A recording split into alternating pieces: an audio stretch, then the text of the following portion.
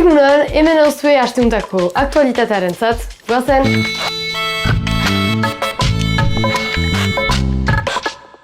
Trebeta azterketa Euskara hutsan izanen da 2024an.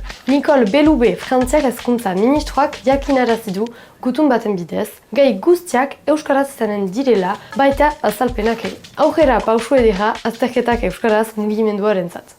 Gaur zazpietan, Elias Sanbar, UNESCOren Palestinako enbaxadore ohiak hitzaldi bat eginen du hiriburun gazaren inguruan. Ekimenaren data Gernikako bombardaketa urteburuagatik hautatua izan da, eta Gernika Gaza oroitu eta ekin deitu dute. Iruñean pintak eta arrazistak egin dituzte asteazken gauean.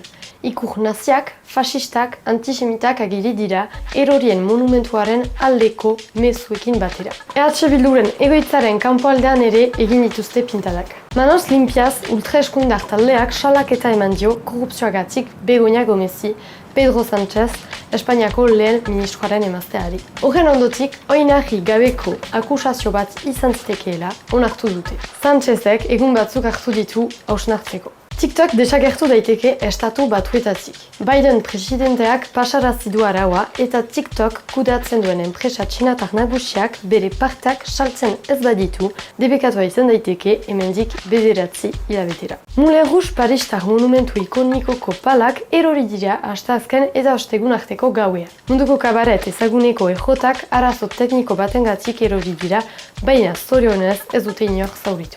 Asteuntako Sixpacka bukatua da, ondoko aste arte!